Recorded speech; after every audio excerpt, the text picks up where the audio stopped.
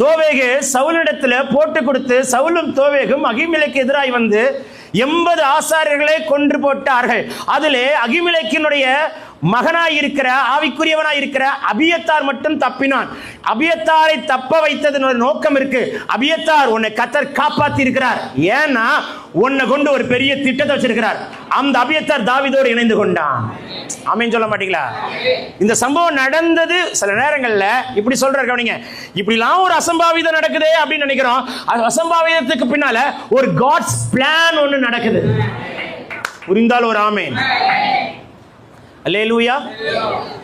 ஞானத்தை கட்டளிடுவாராக.